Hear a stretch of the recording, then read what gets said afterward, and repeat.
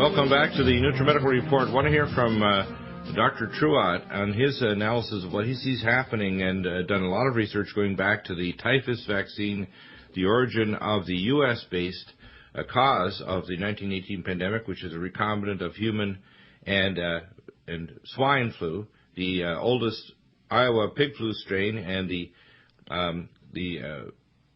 WSN 33 oldest human strain of flu, actually in our database. And they've recreated it. They've listed it as a virus created in a lab. They've got the vaccine companies gearing up. I have a report here on the 9th that China has started batch production of the AH1N1.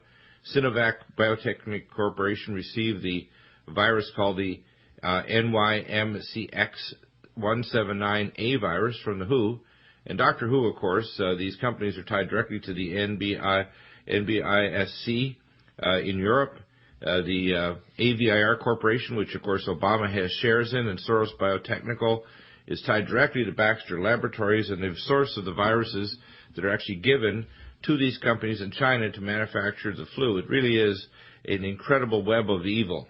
Dr. Ott, your comments? Well, absolutely. You know, we've been saying this from day one, and I think it's funny that they're calling it the swine flu, because there's just as many H5N1 components, bird flu, as there is swine flu. So they really should be calling it bird flu. I believe that our efforts alerting the people to what I call the bird flu hoax. Right. They're calling it swine flu. Now it's not bird flu, but it really is. It's the combination. It's a bridge virus, as I've stated. This is a binary biological weapon. The gun was loaded since '97 with the recombinant H5N1, which is different from the 1971 version that was analyzed by the World Health Organization laboratory in Edinburgh, Scotland. This virus, the H5N1, has a polybasic amino acid on the HC gene, which is the cleavage gene to enter cells. The change in the non-surface protein genes, the PA or polymerase A gene, all of these changes literally on the template of a resurrected virus. Dr. Totenberger and their teams tried in the 1950s. The U.S. sent teams in the 50s. They succeeded in the 90s under Dr. Totenberger to literally resurrect the virus. And I received the documents 12 years ago from the WHO that were smuggled out by scientists and doctors from Human Life International. They gave me the actual documents in '97 March that they were trying to create a pandemic virus to reduce world population. And they're on the move right now, with Pandemic 6 now declared by the very people that have been collaborating in creating this pandemic. Well, just for fun, I went back into my archives and I pulled up Senate Bill 969, the Attacking Viral Influenza Across Nations Act, or Avian Act of 2005, written and submitted to Congress by Barack Hussein Obama. I challenge you, Dr. Bill, take a few minutes and read that thing. Whoa, if you email that to me, because I got to post that. Oh, my heavens, yes, indeed. There it is. He's basically just lockstepping with the funding. Luckily, you know, the Senate Bill 969, which is referred to committee and that was never passed. But it's everything in there that we're facing right now. Everything.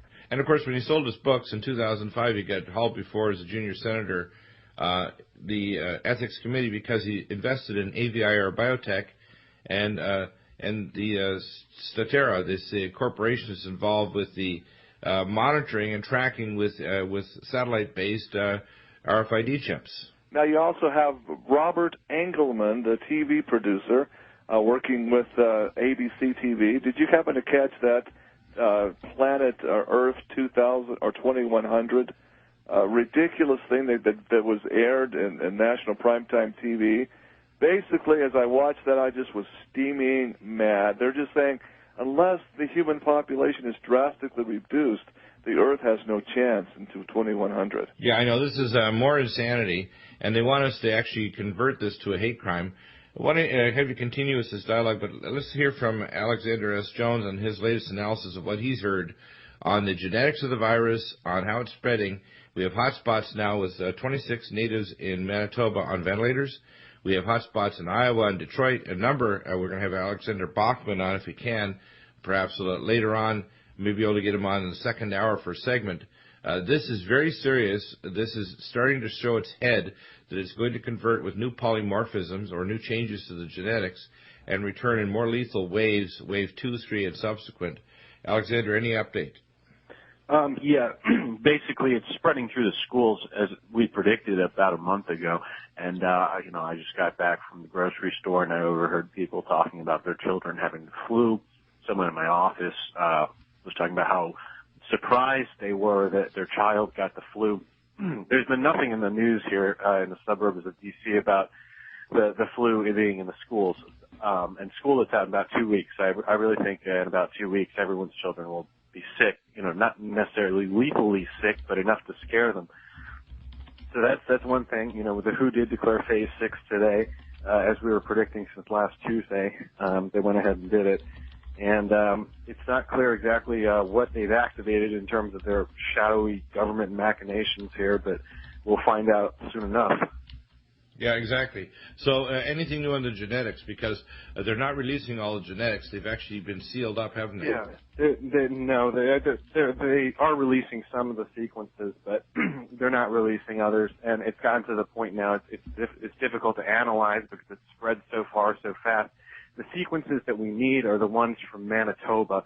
Out of all of the places in the world right now in terms of the danger, Manitoba in Canada is where the danger is. Yeah, and the reason why is that something's emerged up there. We don't know what it is. This is Miami, if you want to call it. Canada in the summertime is Miami for migratory birds because it's sunlight until 11 o'clock at night. There's tons of food. It's got long, warm summers. Most people don't realize that the summer in Canada, in many cases, is warmer than many places in the United States because the days are so long. And for birds, the embedded population of H5N1 is endemic. It's just got all kinds of low and high pathogenic avian flu. And if there's a marriage of these viruses, we're really in for quite a storm. Want to hear more from Dr. Ridenour. Dr. Ridenour, can you give us some comments of what you see coming? Because you've been analyzing this for years as well. And you see a total breakdown in society if this happens, and people aren't prepared at all. The doctors and nurses aren't prepared. They don't have enough respirators. The government is doing nothing but military containment at gunpoint and setting up perimeters, body bags, and even policies to incinerate bodies or put them in body bags in the bottom of mines.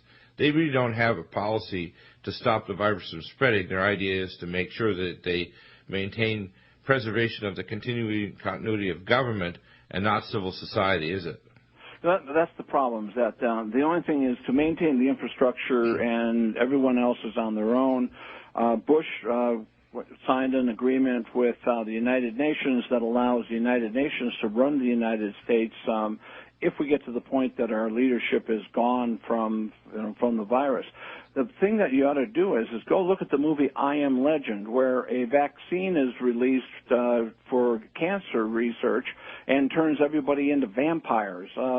We cannot let a vaccine be released on the general population without the proper steps being taken to make sure the vaccine is safe. Exactly. They're not doing it. We're going to hear from Dr. Carley right after the break because they've actually got in some of the vaccines plasmids, which is a envelope with DNA from rabies in one of the flus that they're testing. Some of these are binary flu vaccines like the ones they're testing with Sanofi Pasteur, manufactured in China, 382 million doses of the H5N1. You want to stay tuned and hear these facts. You'll not hear anywhere else. We'll be back in just a moment. How would you